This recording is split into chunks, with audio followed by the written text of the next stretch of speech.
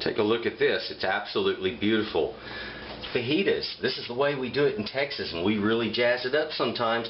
Here I have poblano peppers and some beautiful bell peppers in different shades, and also these red onions. You don't have to use red, you can use whatever you want.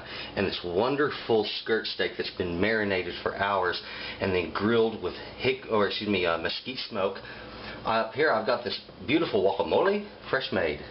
We got some Monterey Jack cheese, that's a pepper jack, and over here I have just a little bit of pico de gallo and also some corn tortillas, and that is the way we do fajitas in Texas, folks. If you want to try this out, give it a shot. If you like, also you can add in sour cream. It's not one of my things, and it's not traditional to Mexico either, so I just kind of leave it out unless I'm just in that mood. Give it a try. I think you're going to love this stuff. Hello. Welcome back to Texas Cooking Today. On this episode, we're going to be making fajitas. And I don't know if you've ever had fajitas before, but if you have, you know that they're a treat. And I'm going to show you the right way to make it. I'm going to show you the right marinade. I'm going to show you the right sides to make it just right. But also, and most important, I'm going to show you the right way to take care of beef skirt steak. It's very difficult for people to work with that, and I want to show you the right way to remove the connective tissue, any extra fat you want to remove, and how to cook it up just right for true fajitas. Alright, now fajitas are both Texas and Mexican staples, so I'll tell you what, come a little closer and I'll show you what we're going to use for this wonderful dish.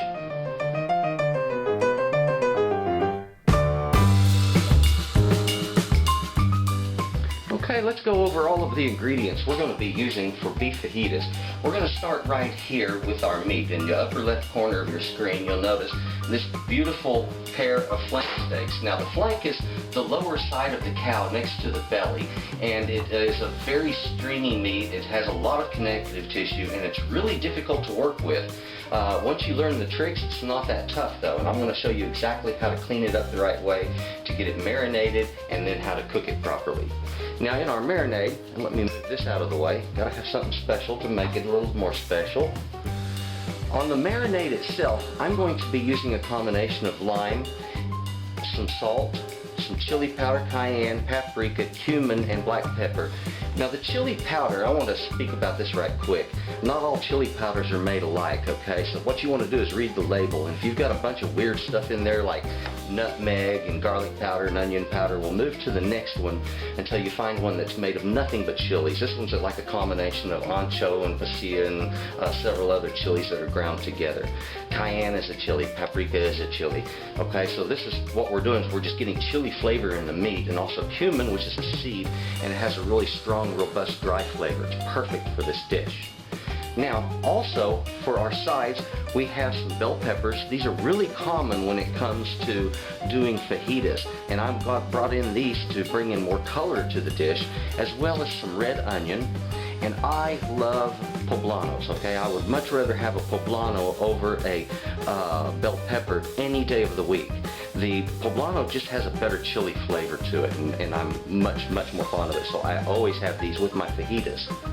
I have here some cilantro, some jalapenos, some tomatoes, and yellow onion, and this is going to make a nice pico de gallo. As well as back here we have some avocados, and we're going to be using the avocados to make a wonderful avocado dip. It's called guacamole. If you've never had that before, it's fantastic too. So in this one show, you're going to pick up a lot of different things on how to make a true fajita meal. Now, last thing that you're going to need that's not showing out here is going to be tortillas. In Texas and in fact all over Texas, it's really common for there to be a diversity when it comes to tortillas, because about half the people like flour, the other half like corn. So here we see both commonly used. In Mexico, it would be more of just the corn tortilla. So let's move on to the next. And one last thing back here, don't forget, some cheese if you like. Let's not use an English cheese. Let's use something like a queso fresco, something that you might see in Mexican culture, okay? And this time, I'm using a Monterey Jack, and this is a pepper jack. Now, I thought that would be just perfect for this dish. But at least I'm not using like a cheddar, which is an English cheese. So, let's move on. We're going to start with how to handle the meat. Here we are with our steaks. What I want to do first is to use some gloves and glove up. Now you don't have to do this, and the reason I like to do this is because when I'm finished working with this, I don't want to have to stop and re-scrub my hands. I've already washed them once, they're good and clean, and I just want to move straight on to the next thing. I'll wash if one of these breaks, but if not, I can just take them off and I'm right on to my next job. Now, when it comes to this kind of a cut, it's first of all, a very stringy meat, and they're very long. Let me stretch it on out. Notice there's some loose fat on it. This is common. And you can see the grain of the meat runs very neatly and evidently in one direction.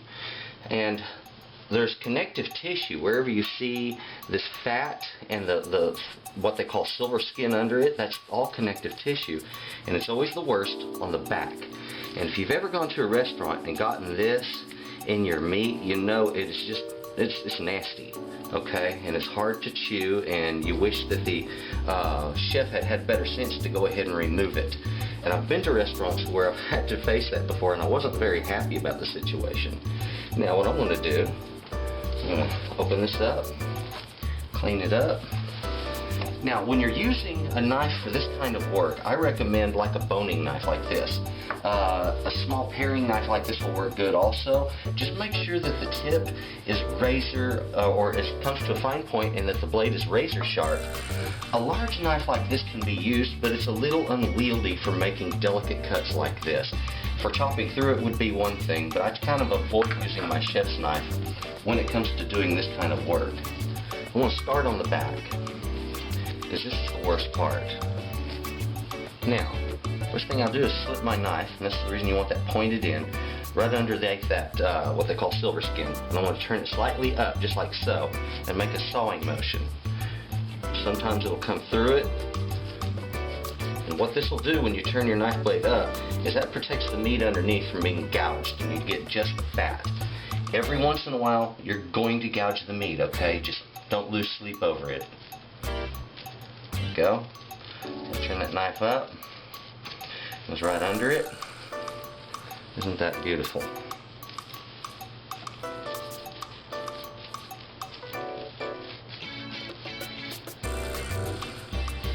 As you can see, there's not much to this. Very easy work. But the real trick to this, and there is a trick, and that is the blade has to be razor sharp. If it's not, this doesn't go well at all.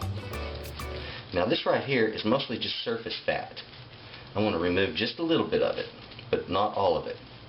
I like keeping some of that surface fat because it adds a great deal of flavor to this meat. Right here I have more of that connective tissue under fat.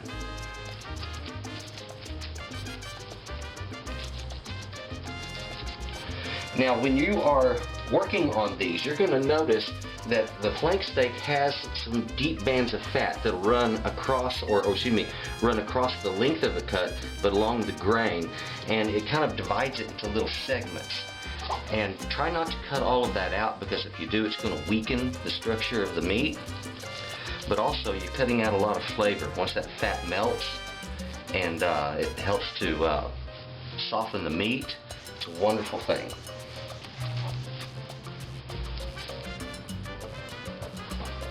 Now, a lot of places that you buy meat, they'll go ahead and do this for you if you want them to. There is an extra charge on that a lot of times. For some people, it's worth it. Me, I like to work my own meat. When it comes to grinding my own meats, I do my own grinds. When it comes to cuts like this, I just want them as raw and natural as possible, and that way I can clean it up my way. And a lot of times they're going to partially clean up the top to make the meat look prettier on the display case. Now right here I want to lose some red meat, but I don't mind because there's a lot of connective tissue there and it would be a real problem.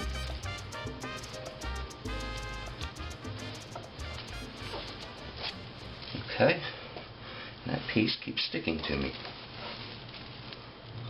Now another way you can get this without running your knife directly under it, just start on the edge, turn your knife up. Not quite as easy. I find it easier to go up under it. And And I do like to remove as much of the connective tissue as absolutely possible. Even if I have to make a little bit of red meat sacrifice, I will do that.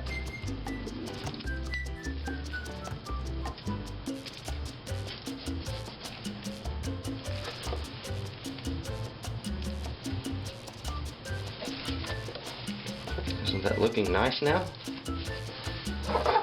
Isn't that simple? We've almost finished one full cut. Right here I have that, what I was talking about, those little bands of fat that run through there. That's one right there. There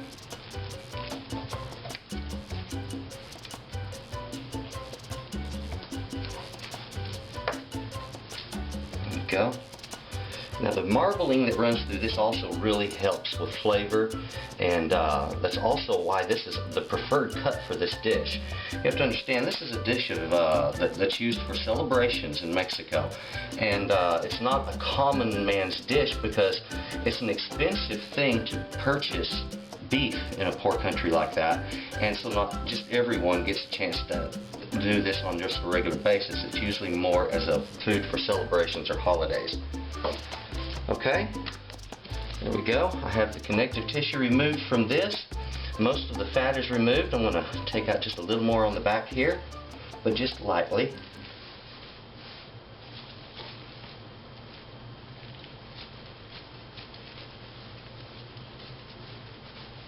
There we go. Now right here, under a layer of meat, there's a split layer, and this is all connective tissue right there, and it's a real stringy mess to deal with. So remove it. Same little guy here. Remove him. Now that's good enough for me to marinate it. We have the second one. You get to see this done twice. This one has a heavier mass on the back side, if you'll notice, and it's connective tissue running from side to side. I'm going to get over to this other side where I have an open edge to start from. I'm just going to again push my knife right up underneath that.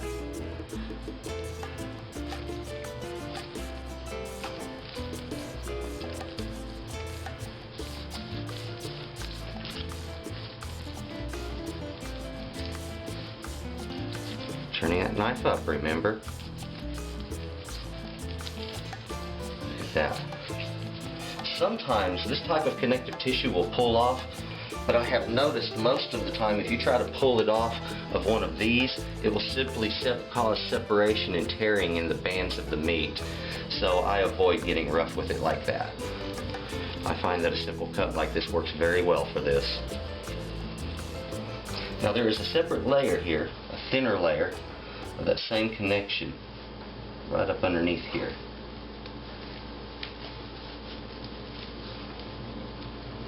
There we go. There it goes.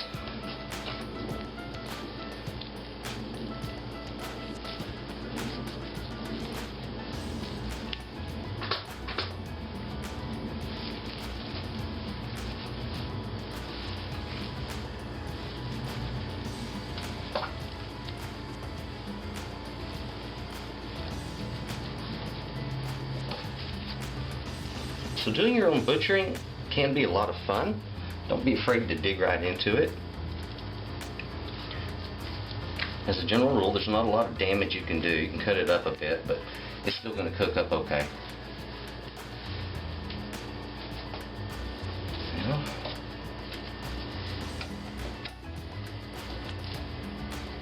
right here.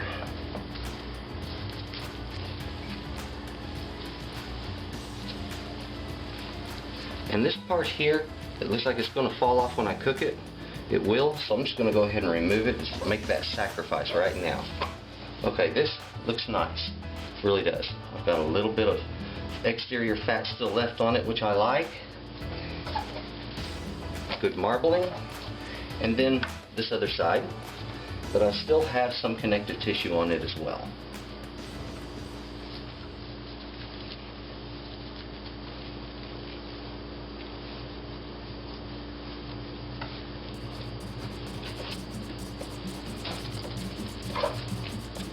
Now down on this edge here, I do not like that band. So I'm just going to go ahead and remove it. And I'm going to take out part of the meat with it. Not a lot, just a little.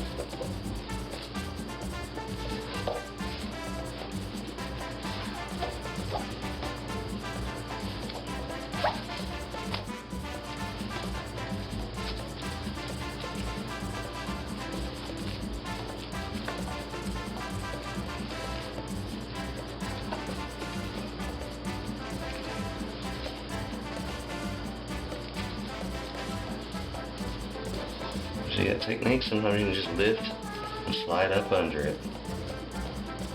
Alright. Right there.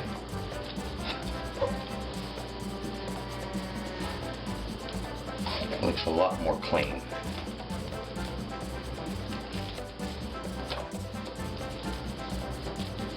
That's a good cutting job. This will look pretty when it's grilled up. It'll have a nice effect. Beautiful appearance. And as I said, the meat extremely stringy. If you look here, see how the layers, the stringiness of it just kind of pull apart in those long strings, fibers. The whole thing is like that. Now, that's why I also wanted to mention how to cut this properly when you're finished cooking it. And we'll get into this a little more later, but I want to mention it now too.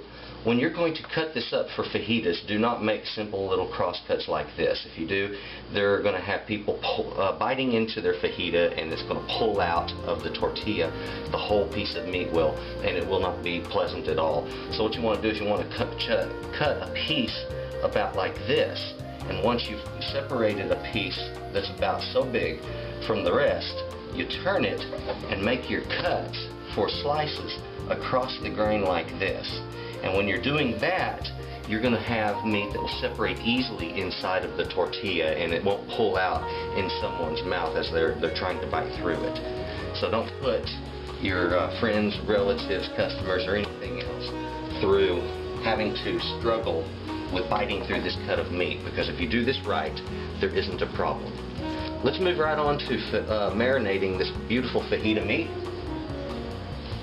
Get on to the spices. First thing I'll do, transfer to a pan. And I'm going to use a pan simply because in this I can not worry about any of the lime juice or anything sloshing out, and I can marinate it really easy. I'm going to do a clean up real quick, and then we're on for marinating. See what I mean about easy? We are back with marinating now. Okay, let's get these stretched out in our pan. You'll notice I'll switch to tongs. This makes handling this a lot easier. I always tell people that one of the things you want to have at the most in the kitchen, more than spoons or turners or spatulas or anything like that, is tongs, because these things are supremely helpful. Now, on marinating, what we're going to do is a combination of lime juice, salt, chili powder, cayenne, paprika, cumin, and black pepper. I'm going to start covering the hole on my lime juice bottle, just so I get a good sprinkling of it, because I don't want to just actually pour it on there. There we go. I want a good covering and plenty to set in the pan. And I want to do that again on the back side. Let's hit it with some salt.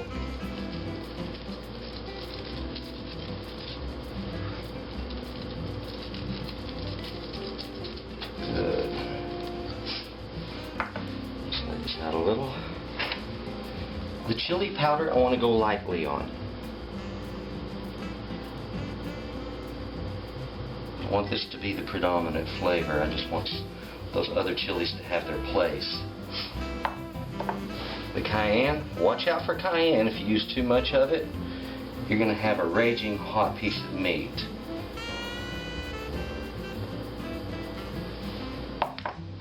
Paprika, you can use as much of the paprika as you like.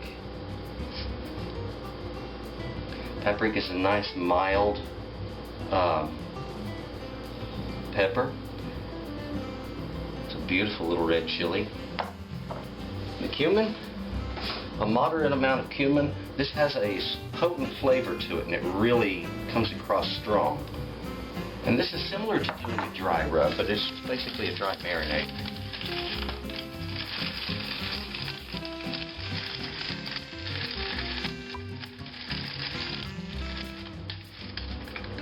So, simple enough. I simply want to turn these over, and I want to repeat the process on the second side.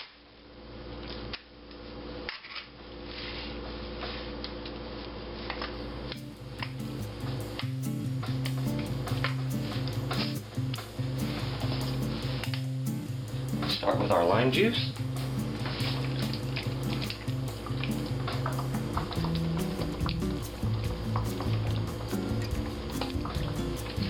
There we go. The salt.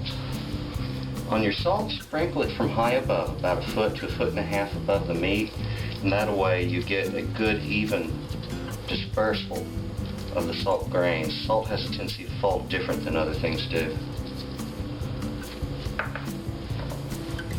Again, lightly with the chili powder.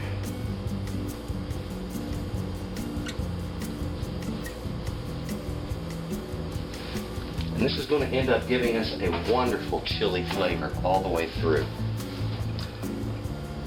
Cayenne. Beautiful rusty orange color of cayenne. I just love it. It's one of my favorite spices. Paprika. Without adding a lot of heat, paprika adds tones of warmth to a dish that's just incredible. Paprika is originally from the south of Mexico.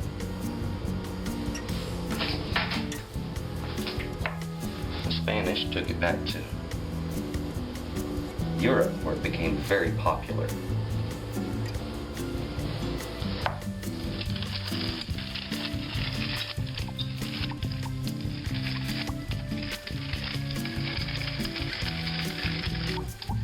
Good dose of pepper. When grinding it, keep it above the meat. Just like the salt, about a foot above. And there we have it. I'm just going to let this marinate for about 2 hours, and I want to turn the meat about every 30 minutes, and that way I get a real good wash of all of the ingredients as well as the lime juice throughout the meat. The lime juice will help to break down some of the internal connective tissues on the meat. It'll make it much more tender, and it'll give it a wonderful flavor.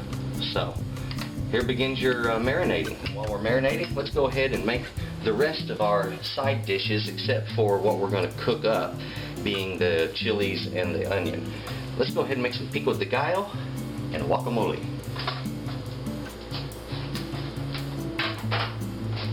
It's now time for us to make our pico de gallo and the guacamole. There's something I wanted to mention though. A lot of times you see me glove up and I'll tell you, oh, it makes cleanup a lot easier. That's true. However, this is one of those times I'm going to recommend you glove up for serious reasons. The capsaicin that is in hot peppers such as serranos or jalapenos, habaneros, any kind of a hot chili like that, it will cause burning on your skin. Now my hands are used to it. However, if I were to scratch under my eye, then suddenly that area under my eye would be burning badly because of just the transfer of capsaicin to one place from another. And the stuff doesn't wash off easy. The easiest way to remove it from your skin is to coat your skin in oil and then wash that oil off. And you might have to do that 2 or 3 times. But the oil will dissolve the capsaicin and help wash it away from your skin. Now, when handling these little peppers, first I like to cut that stem end off. And I started with 3 medium-sized jalapenos. And I'm going to put that into 2 tomatoes, and I think that'll give me a nice proportion of ingredients. I want them to be proportionally correct. Now I run my knife through the inside, cutting off this interior portion. This whole section is where you're going to find the bulk of the heat in any chili, okay? And that is where it develops it along that membrane that connects the seeds to the chili. Give that a bit of a shake. See how I do that? Just gently slide my knife through there. Make another cut in the back. It's not a big deal if I get some of the outer meat. It's not going to cause any damage to anything.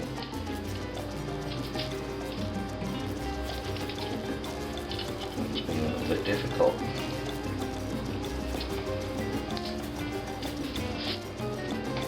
So, we'll do this for all of them.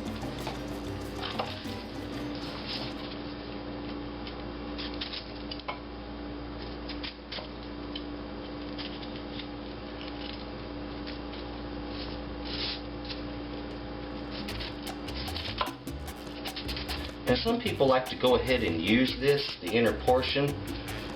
It is quite edible. If you want to go ahead and use it, that's fine. But I'll say this is going to really bump up the heat a great deal.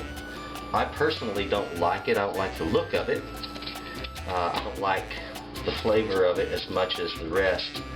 And the heat is, while it is not terribly objectionable to me because I'm quite used to it at this point, most people would not find it as tolerable.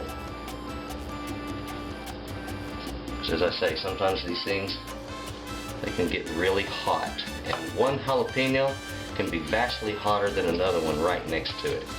So sometimes they're a little bit unpredictable.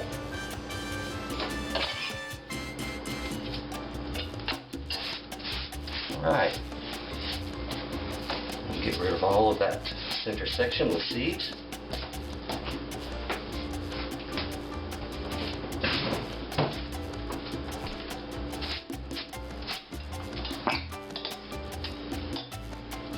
I'll move a few things out of my way here. Because I have a long knife and I want plenty of room. I'm going to push down on this and I want to make thin, long, narrow slices. I want to do that to each and every one.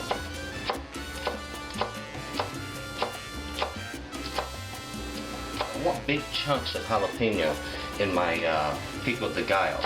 Because I don't want somebody biting down on that much hot all at once. I want it to be dispersed more in an even flavor. The tomato chunks will be a lot larger. Now when I get several cut like this, get them evened up, and I just want to gently make cross cuts so I can fine dice this. And I'm getting dice that's anywhere from 1/8 of an inch to 3/16 of an inch square. So very tiny. However, all very even as well.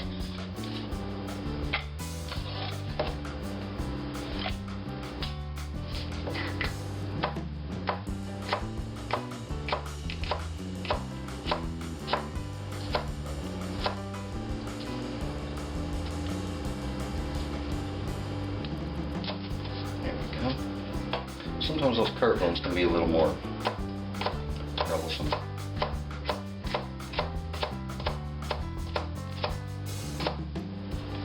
Remember, when you're speeding up a cut like that, to be sure of exactly where your fingers are on the back side of that blade.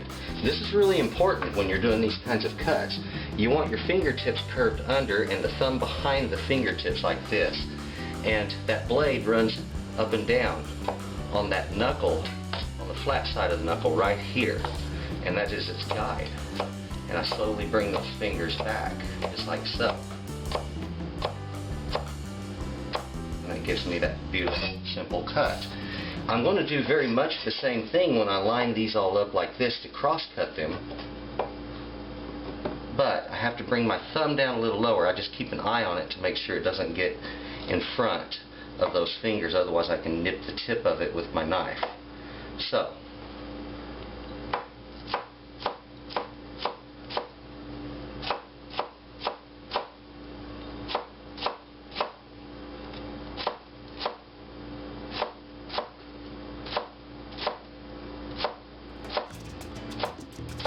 and when I'm cutting like this, so you will know, I'm not looking at this side of the blade where you're looking, okay?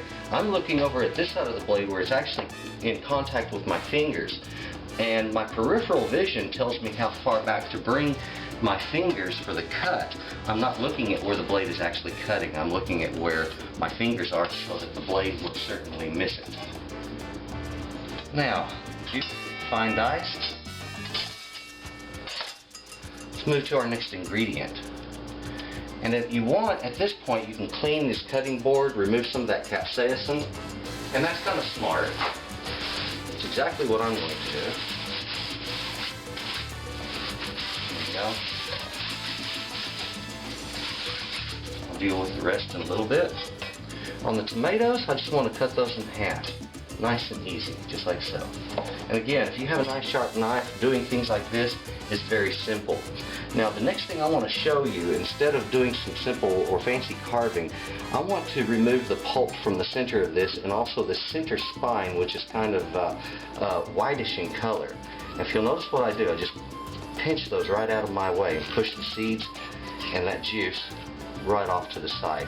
And that's exactly what I want on each of these, because I want just the meat of the tomato. Sometimes it'll squirt a little, don't let that bother you. Now, some chefs will show you, oh, there's another way. You can take your knife and make a good curved cut. And they're right, because I want to remove that anyway. So it makes it just a little bit easier in some ways.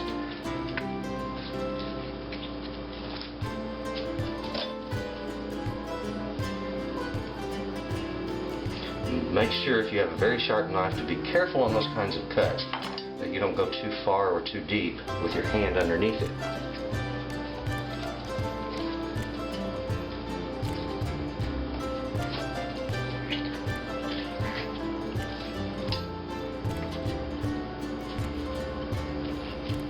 There we are. Now I've cleaned those up, and that's the meat that I want to use for this. I'll simply remove this. Discard it. There we go.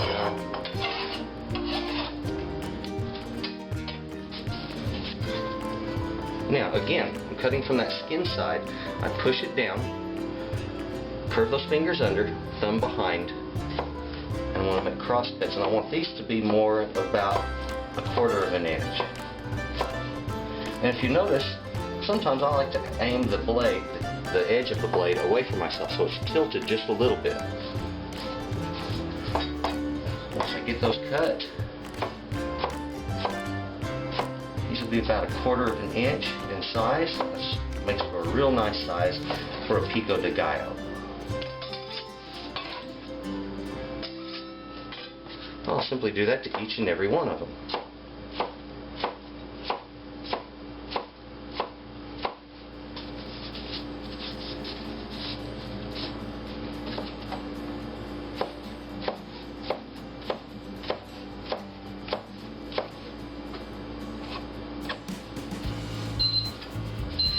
That is my timer, and it's reminding me that in 10 minutes I'm going to have to turn my meat over on the marinade. So I'm 20 minutes in on that marinating.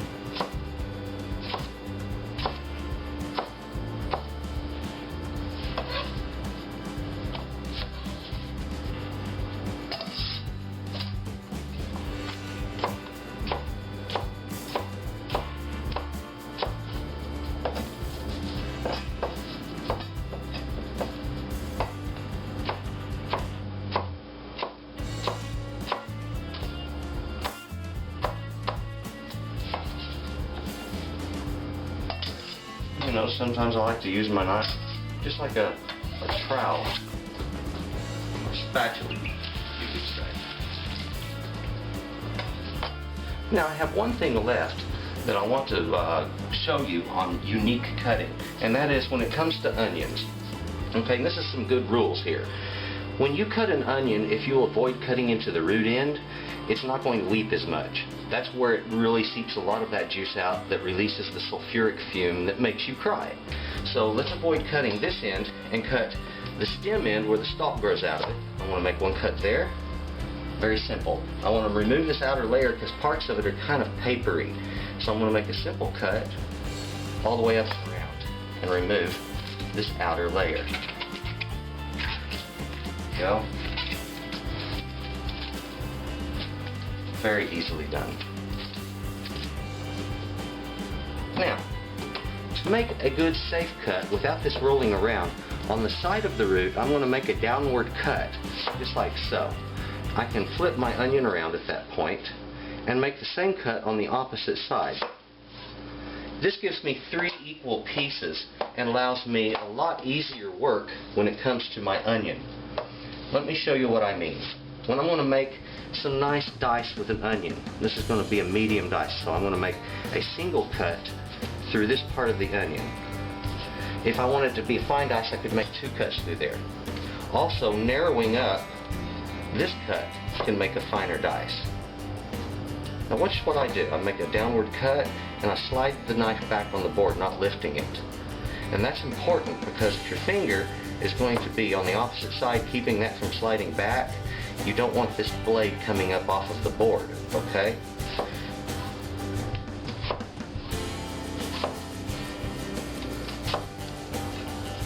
Now, perfect diced onion.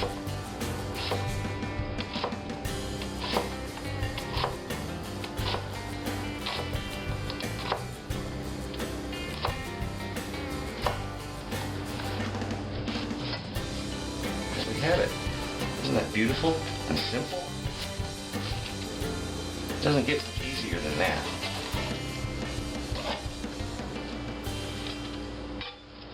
I'm going to do the second half, or the second side rather. I'm going to do it the exact same way. I'm going to run my knife right through the center of it. We're going to make those lengthwise cuts.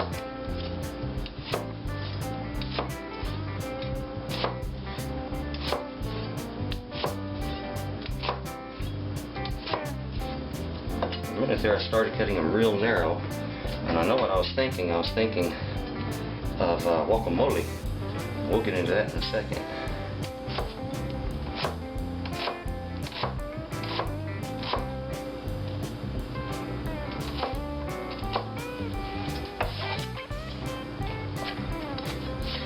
Okay. My base ingredients,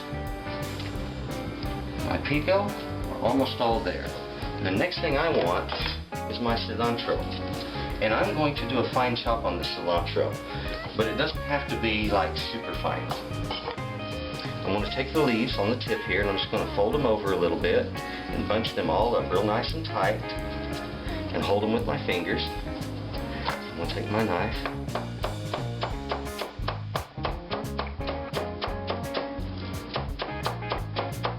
And I'm making a forward motion like this as well as up and down. And that gives me a slice rather than a chop.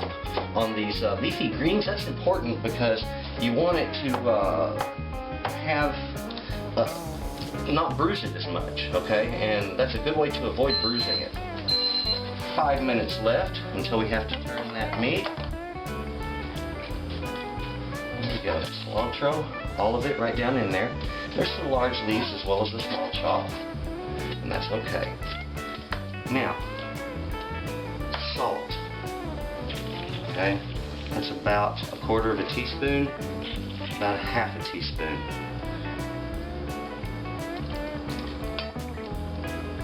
That right there is 1/4 cup of lime juice. You can squeeze fresh limes into this if you want. Frankly, I use so much lime juice, I just keep a bottle of it around, and it's a lot more handy that way. I'm going to turn this really well, mix the ingredients well. There we are. Brush off as much of that cilantro as I can, and I am finished. I have a beautiful pico de gallo. I'm just going to transfer that to a smaller bowl, and it's time to work on avocado dip, or guacamole. There we go.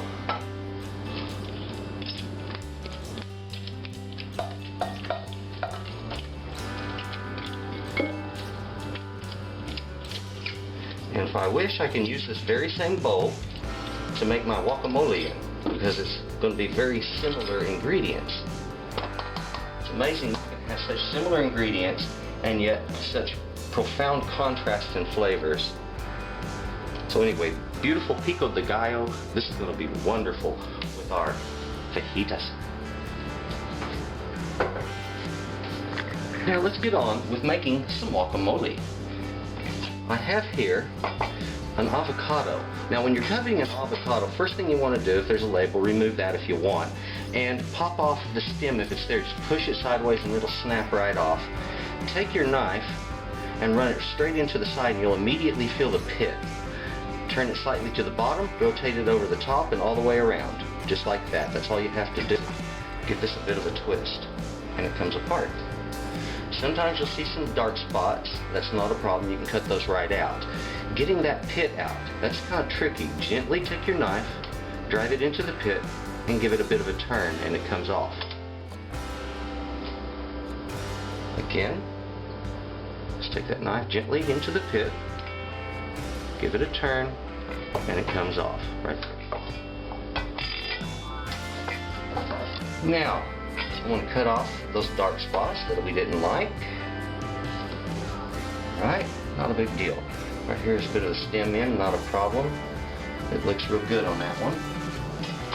Now, my normal paring knife, I like to use this, but it has a very pointy end on it that can easily shoot through the skin of it. My knives are all very sharp, but I want something with more of a curve on it so that when I cut through the avocado, it doesn't go straight through the skin. And the reason I'm doing this is simply to break this down a little bit, and it makes mashing the avocado a little bit easier. I'll show you what I mean.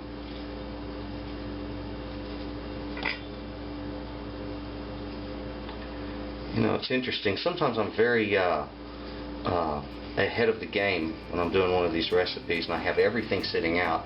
And then some days I look around and I'm like, man, I can't believe I forgot that. And sure enough, I should have had a spoon sitting out here. And all you really need to use is just a good quality, a good tablespoon like this, soup spoon some people call. Run it underneath the avocado and along the skin, and it'll all just break loose like so. And you have smaller chunks that make the mashing just a little bit easier. You can use a fork to mash. You can use a potato masher to mash. There are all kinds of mashers that are created that do a really good job on this, but if all you have is a fork will do. And that's what I'm going to use today. So you gotta get to see how that's done with a fork. Got my fork out and ready, but I have more to cut and put into that. Now if you notice, I've used 2 small avocados. That means I don't need a whole lot of everything else. What I'm going to do is make some fine dice with this onion. And if you remember, we cut this just a little bit earlier. I'm going to run my knife into it once near the bottom, one more time a little higher up. I'm going to make some vertical cuts with the tip of my knife, and I want them to be close together.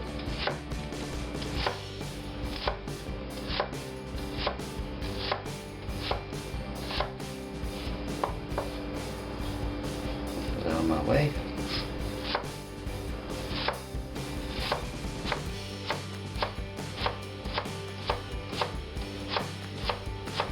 There, you see that really fine dice like that? Let me get these larger pieces out of my way. This real fine dice is what I'm wanting. And if you notice, I have here about 1/4 of a cup to those 2 small avocados. And if you want more, you can put more in there, don't worry about that. But if you've seen, this is a wonderful way to cut down an onion. And it uses all of the onion, and it keeps it from weeping all over the place. There's not a lot of onion juice everywhere, and my eyes aren't watering at all. So, very advantageous. Next item. My cilantro.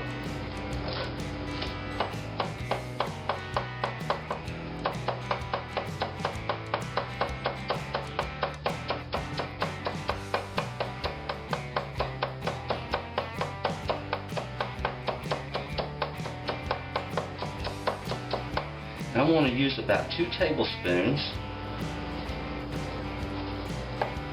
of fine chopped cilantro.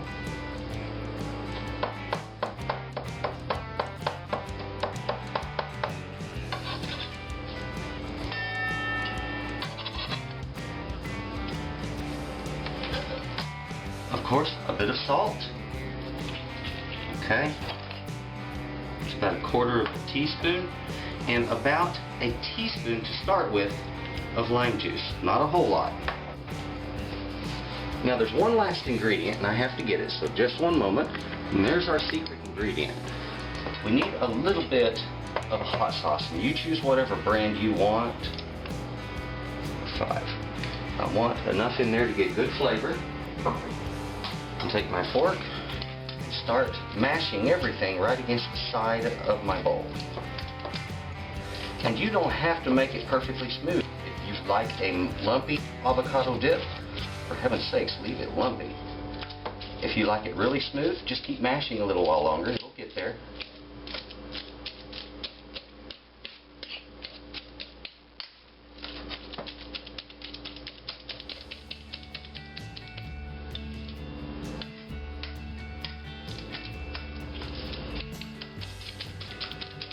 Simple that is, with a plain old fork. Into it.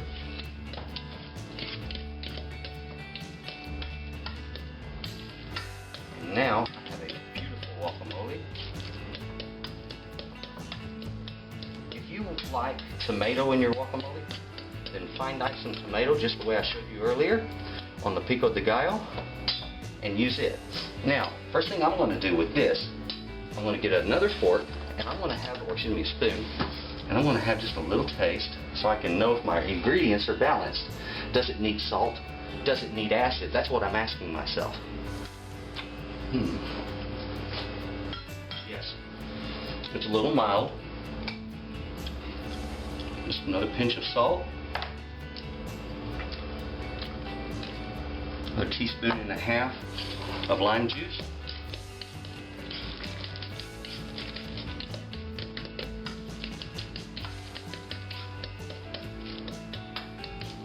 Okay, now, it'll certainly got me where I want, so I'm going to use the fork I've been mixing this with to get a taste.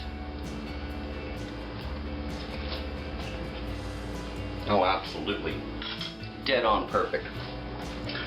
Got a nice sharp bite to it, avocado creaminess, and the cilantro and onion come through. It's a good complete balance. A slight burn from the hot sauce. Not enough to really bother you, just enough to notice. And the flavor from it is excellent. So, there we have simple guacamole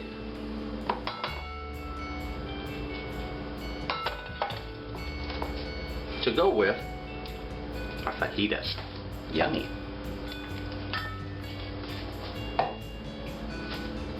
Alright, now I need to go ahead and get these vegetables ready for cooking. But what I need to do is to remove the skin and the stem from each and every one of these. And the way I'm going to do that is quite simple. I'm going to turn a couple of burners onto high, and I'm just going to put these right on top. You will hear popping and crackling and little noises, and that's just that skin blistering.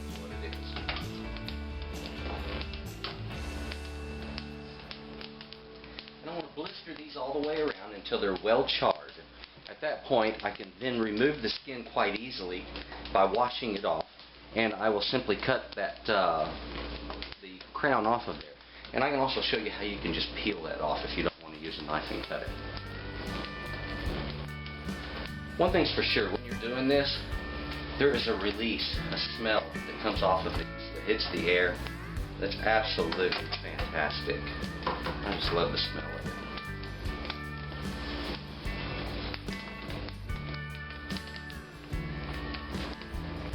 I can say this, peppers hold up to heat remarkably well. So don't be afraid to put them right in the flame. And if you don't have a gas stove, if you have a grill, go ahead and put it directly on the grill or underneath an extremely hot broiler. That will work fine.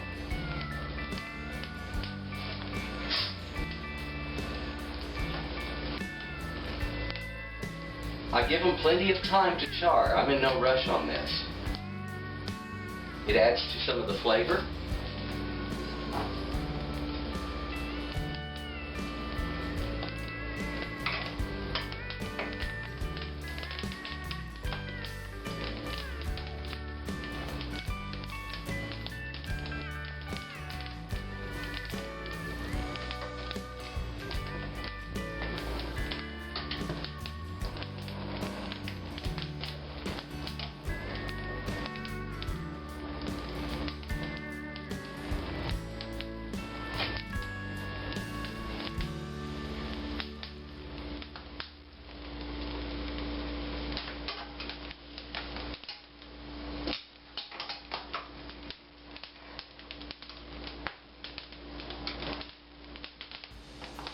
If you've never had the poblano before, please give it a try. You're going to be blown away by the remarkable flavor it has. It has a very chili-like flavor, a flavor very similar to jalapeno. And it does not have the heat of a jalapeno, though. It is a very mild heat to it. And so it's a really neat chili. Plus, they have a lot of meat in them, which gives them a lot of vegetable there to eat. You can see there's every bit as much to those as any of these bell peppers.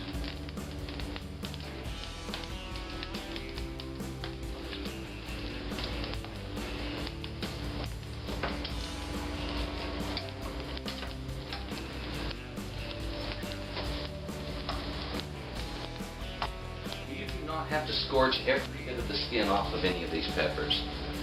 I like to get as much as I can, but it isn't necessary to get every bit of it.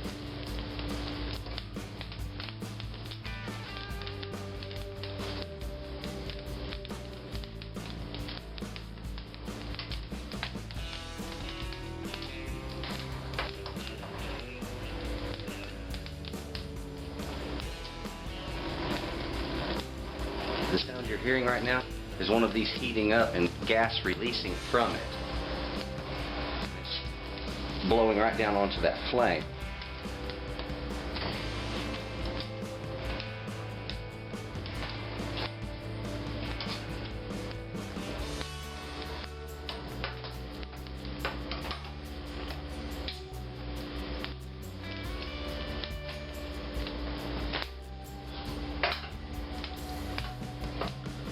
They're looking real nice.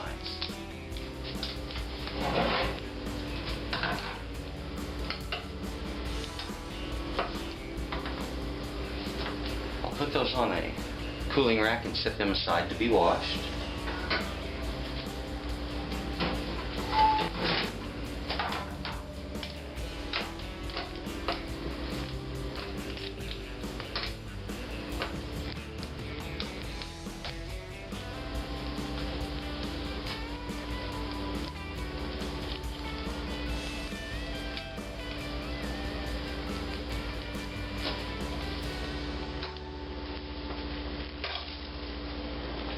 And don't worry, that black is only skin deep.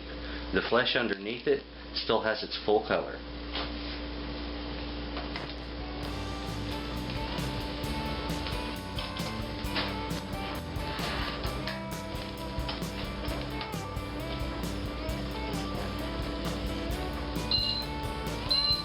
That's my timer, once again telling me there's 10 minutes left on that,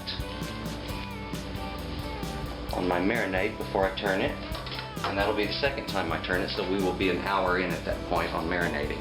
I want my marinade to go for at least a 2-hour period. I don't recommend doing this strong of a marinade overnight, but a couple of hours to 4 hours is perfect.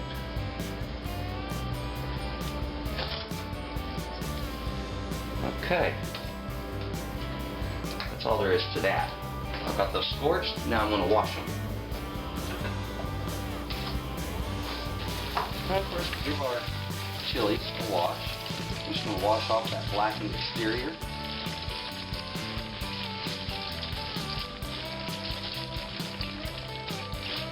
Now the poblano, removing the crown is really simple. Just cleaning this off.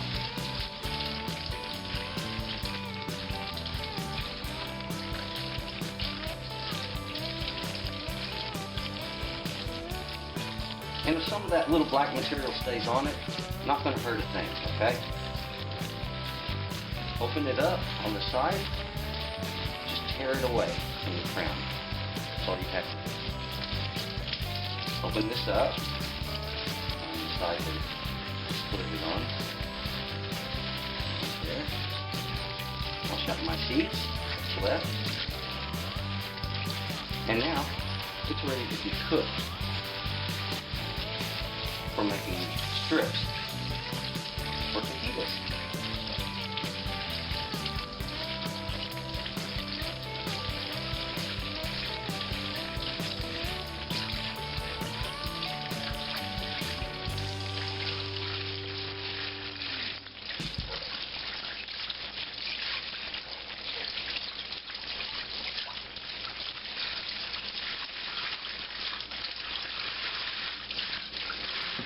And just put your finger in the side, press in, and pull down, and that'll make a little slit that you can open it up, tear it away at the top again,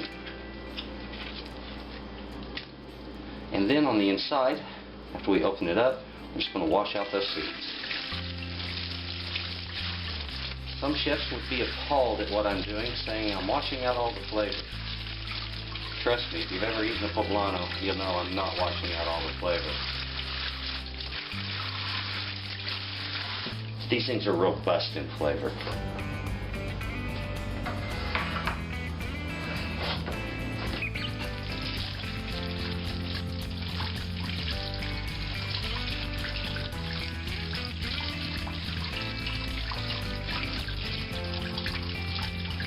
Now, on these bell peppers, they do have a tendency to feel a little more substantial.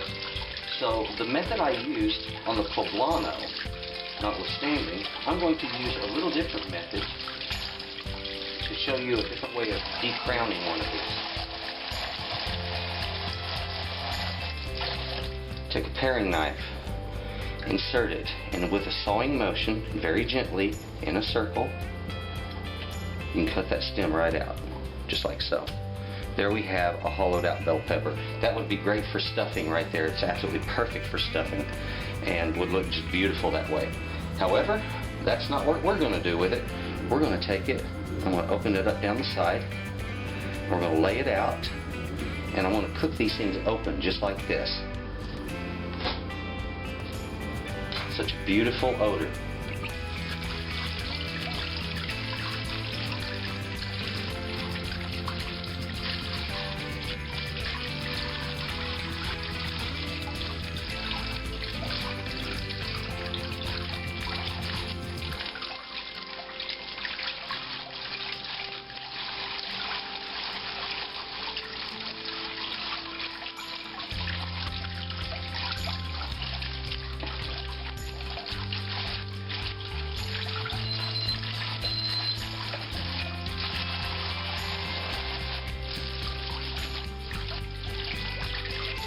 It would appear I'm racing against the clock.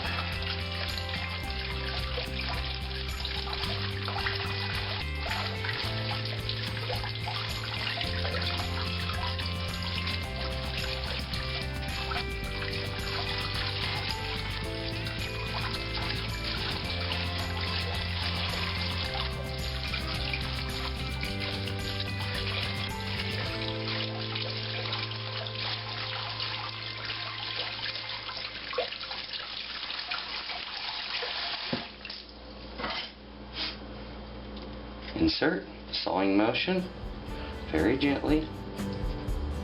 You don't want to go through to your hand. And there it is. Check in, split them right down the side.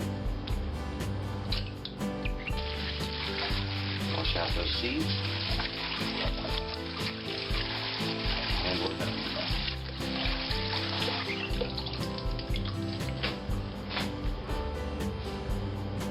As you can see on this day, you learn a little bit about handling different vegetables, really safe ways of doing it, real effective ways of getting things done.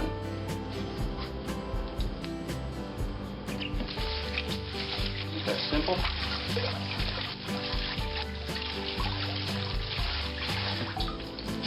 All right. I've got a little bit of a mess to clean up here, but that's not a big deal.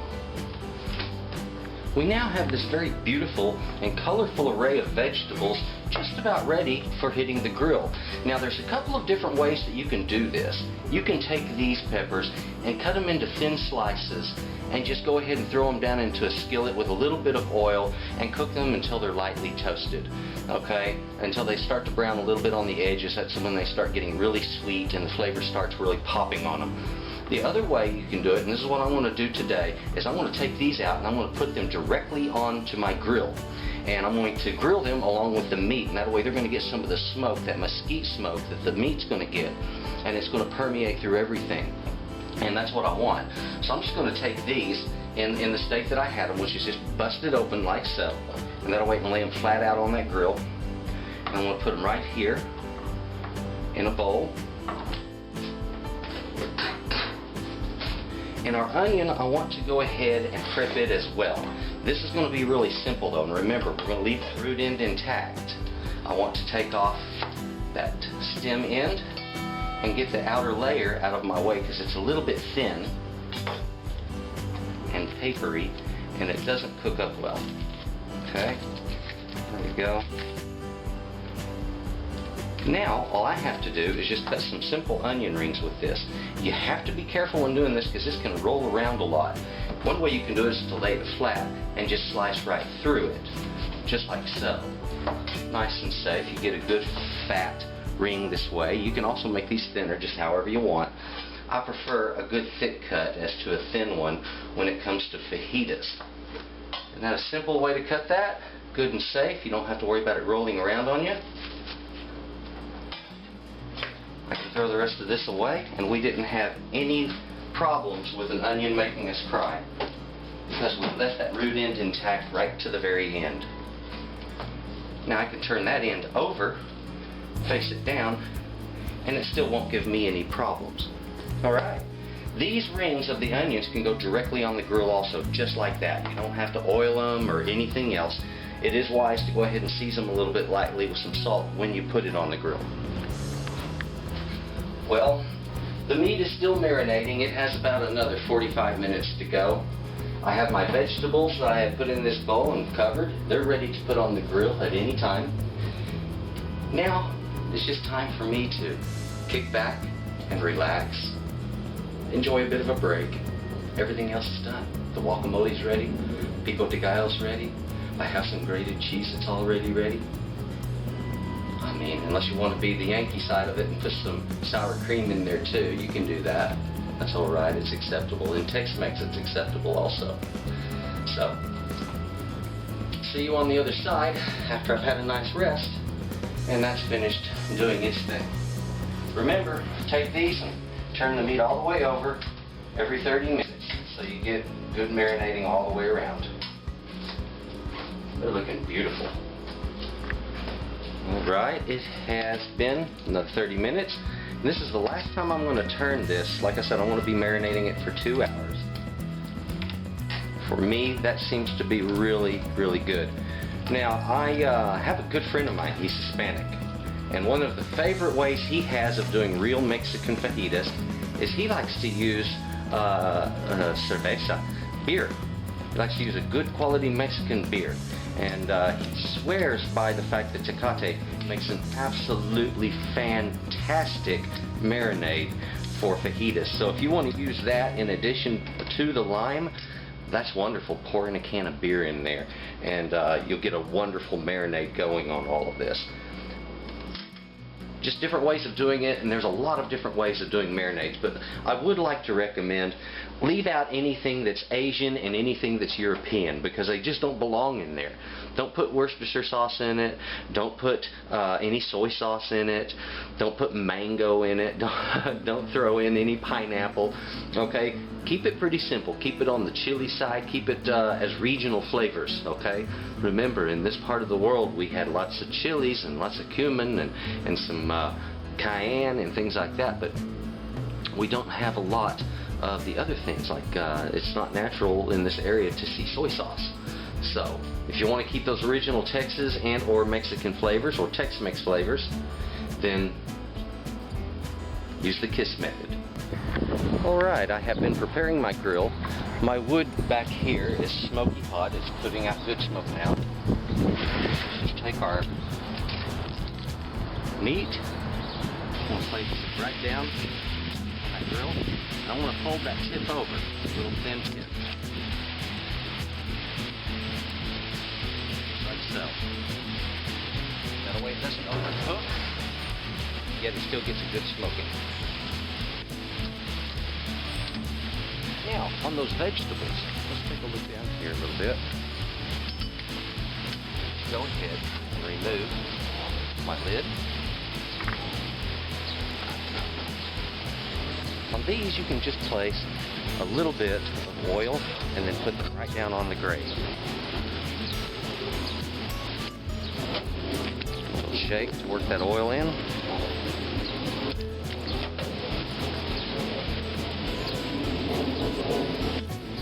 right on your grill with the rest of everything else.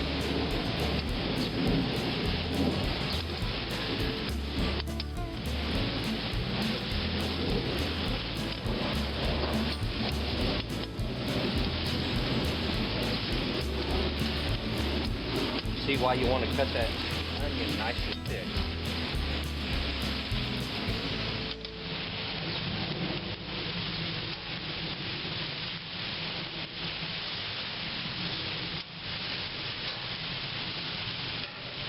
Don't forget, season those vegetables. On the grill.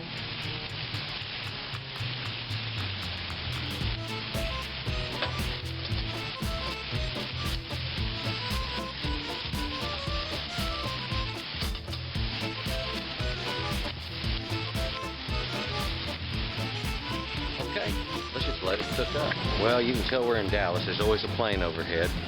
See the nice grill marks I'm getting? That's from having a good hot grill to begin with. And that's really important.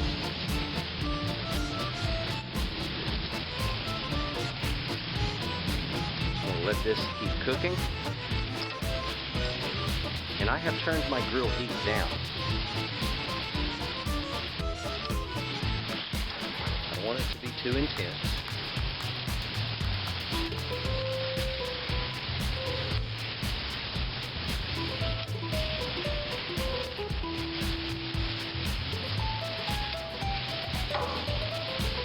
Checking my vegetables, making sure they're cooking nicely. This is a beautiful way to do your onions, your peppers. The flavors that come up from it are remarkable.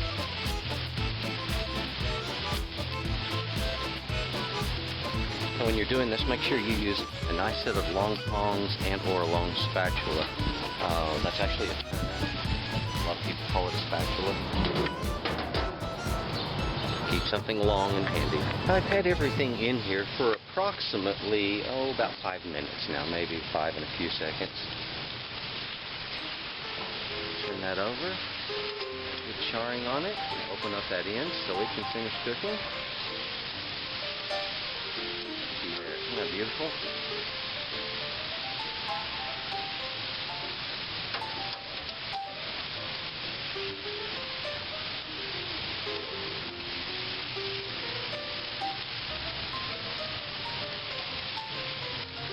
Vegetables are cooking beautifully. Getting a nice char on them as well. See why it's nice to keep them as rings? Easy to work.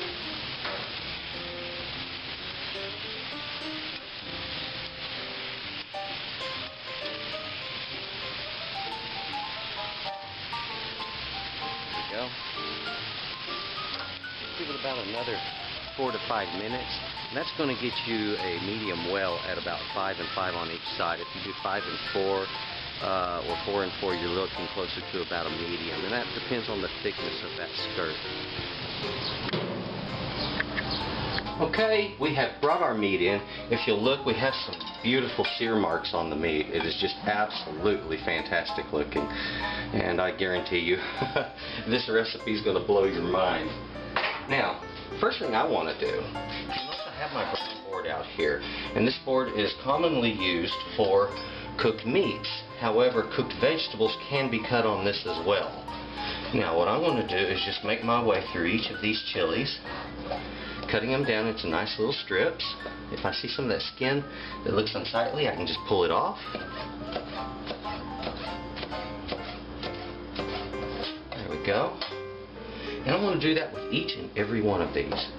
These poblanos, they look a little bit ragged, but trust me, their flavor is so off the hook, they are well worth having.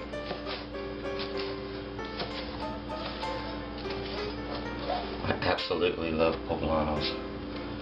And these have become so tender and soft.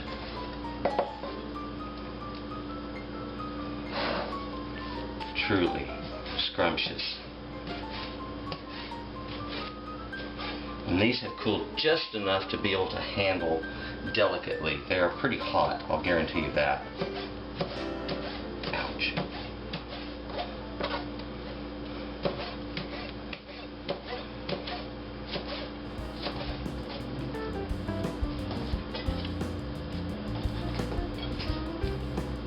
beautiful? All these different colors going on. And it's easy to see why something like this would be a food for celebration, for festivals. It's very colorful, it's bright and exciting. And the flavors are unbelievable. There we go. So now we have all of our chilies ready to go. And I have a special platter that I want to do all of this on, including our onion.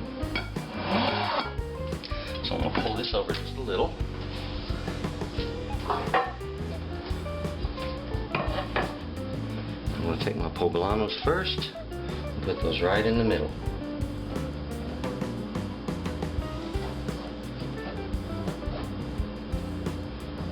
And then I'm going to take the orange and then the yellow up top, and then the red. We have a very festive platter coming together here. Over on the side, I'm going to put this purple onion, this red onion. It's got that nice purple color to it. Gorgeous. There we go. Now, I have room for my meat below. We're getting there. Look at this. Just air it a little. Time for meat. Let's start with this big, beautiful piece here. You know, this is what I wanted to tell you about cutting fajita meat, and this is so important. The grain runs this way, remember? It runs like this. You can see the very distinct grain running that way. Same here. So, I don't want to cut that with the grain, I want to cut it against. Notice how my knife is tapered out? It gives me a nice angled cut. It's pretty. Looks good. Shows off my meat well. There we go. This meat is blazing hot.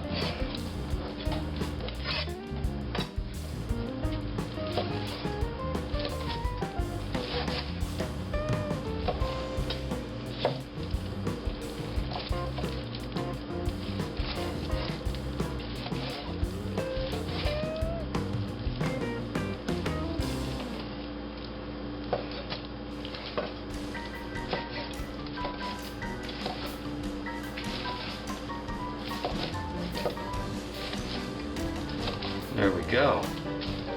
Beautiful. Now, again, I need to take that, place it on my platter.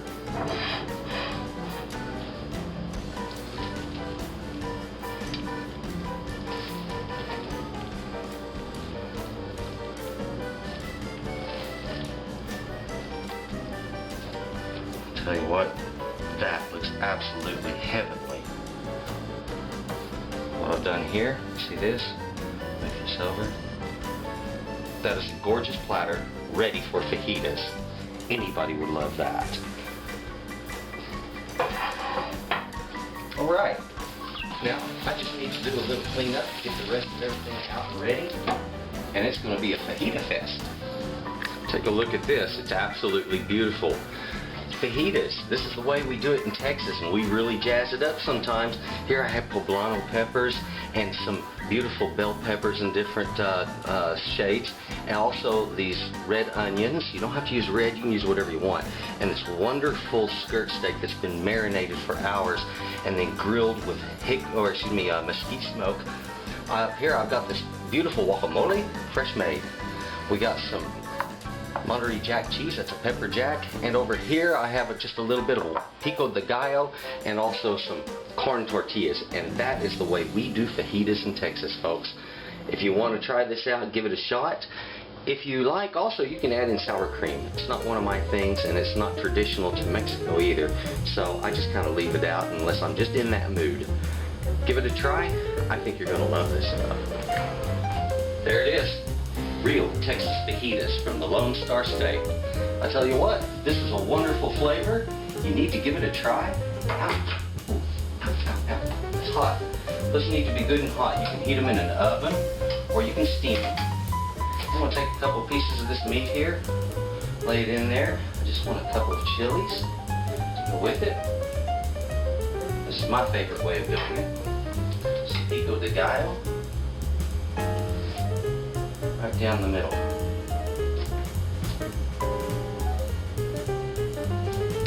And of course, the guacamole, it would just be empty without guacamole. And there we have it, the real Texas fajitas. Sometimes these are messy to eat, but they're always good.